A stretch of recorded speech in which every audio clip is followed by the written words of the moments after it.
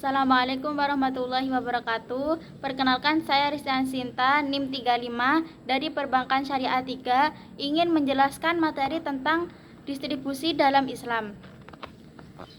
Pengertian distribusi. Distribusi pendapatan dalam Islam merupakan penyaluran harta yang ada, baik dimiliki oleh pribadi atau umum, kepada pihak yang berhak menerima yang ditujukan untuk meningkatkan kesejahteraan masyarakat sesuai dengan syariat. Fokus dari distribusi pendapatan dalam Islam adalah proses pendistribusiannya. Secara bahasa bisa digambarkan kewajiban menyisihkan sebagian harta bagi pihak surplus atau berkecukupan diyakini sebagai kompensasi atas kekayaannya, dan di sisi lain merupakan insentif atau perangsang untuk kekayaan pihak defisit atau berkekurangan.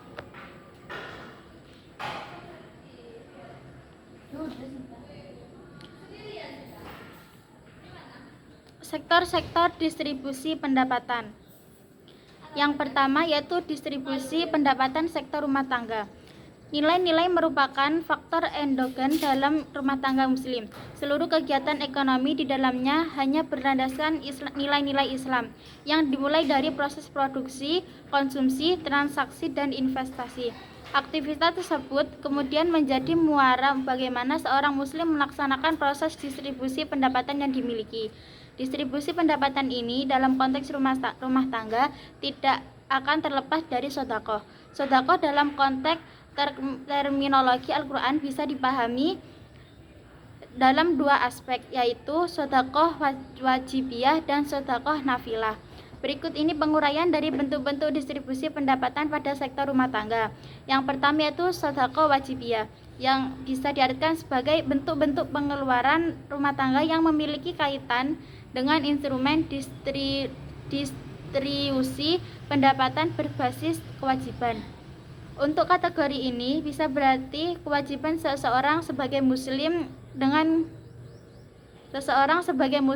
muslim lainnya, seperti nafkah, zakat, waris. Yang kedua yaitu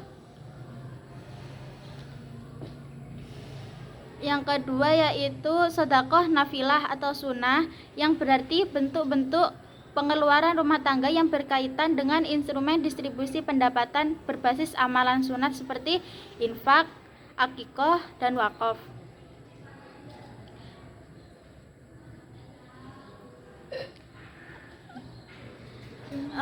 Distribusi yang kedua yaitu distribusi pendapatan sektor negara.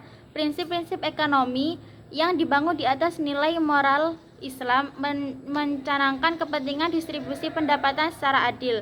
Sarjana muslim banyak membicarakan objektivitas perekonomian berbasis Islam pada level negara terkait dengan penjaminan level minimum kehidupan bagi mereka yang berpendapat di bawah kemampuan pemenuhan kebutuhan dasar. Negara wajib bekerja untuk meningkatkan kesejahteraan materi bagi lingkungan sosial maupun individu dengan memaksimalkan pemanfaatan atas sumber daya yang tersedia.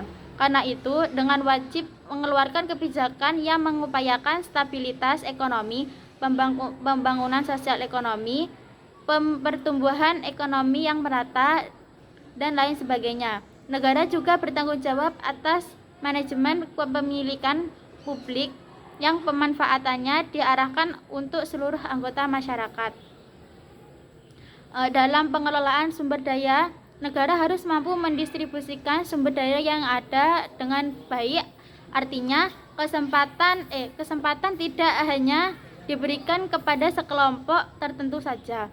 Kebijakan distribusi menganut kesamaan dalam kesempatan kerja, pemerataan kesejahteraan, dan pemanfaatan lahan yang menjadi hak publik, pembelaan kepentingan ekonomi untuk kelompok miskin, menjaga keseimbangan sosial dan investasi yang adil dan rata.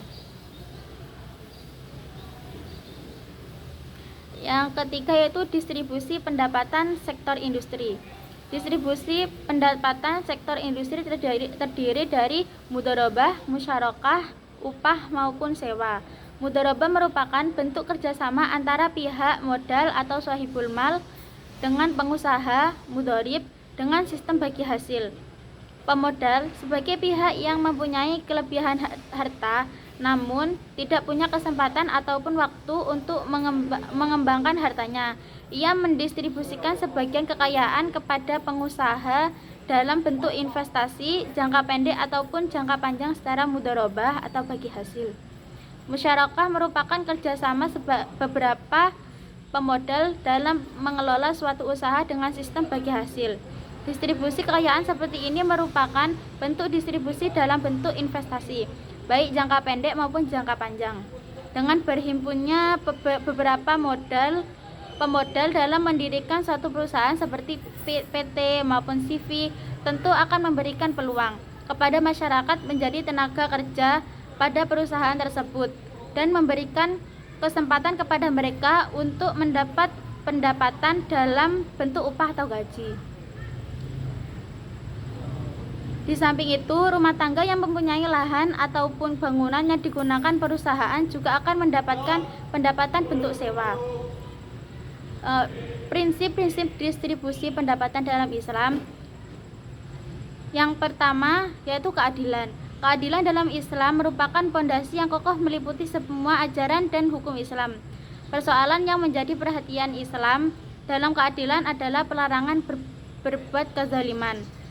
Ketidakseimbangan distribusi kekayaan adalah sumber dari konflik individu dan sosial. Untuk itu, agar kesejahteraan sosial dapat diwujudkan, penerapan prinsip keadilan ekonomi merupakan suatu keharusan.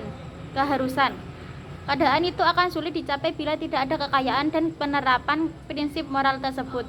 Disinilah diperlukan perbumian etika ekonomi menjadikan konsep moral sebagai faktor endogen dalam perekonomian.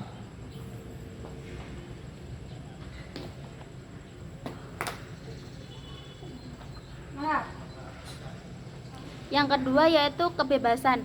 Nilai usaha dalam bidang distribusi kekayaan adalah kebebasan. Menurut Al-Qardawi, pembolehan dan pengakuan kepemilikan secara pribadi merupakan bukti dan jaminan pertama dari kebebasan yang ada dalam ekonomi Islam. Namun kebebasan yang diisyaratkan dalam ekonomi Islam tidaklah sama dengan ekonomi sosial maupun ekonomi kapitalis, melainkan kebebasan yang terkendali.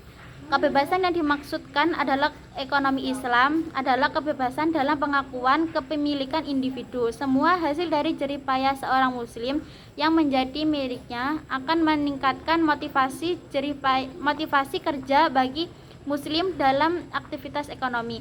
Namun seluruh kekayaan akan sia-sia jika tidak diberikan pengakuan hak kepemilikan. Hak kepemilikan ini dapat berperan sebagai pembebas manusia dari sikap materialistis, karena setiap harta yang diusahakan dijadikan sebagai nafkah diri dan keluarga, berproduksi dan berinvestasi guna mewujudkan kepedulian sosial dan jihad fisabilillah. Setiap manusia akan terus berusaha mencapai tingkat kemampuan materi, tapi selalu ada pihak yang kekurangan, ada juga yang berkelebihan. Sedang kaya dan miskin adalah sunatullah. Cukup itu saja yang saya sampaikan. Kurang lebihnya mohon maaf. Assalamualaikum warahmatullahi wabarakatuh.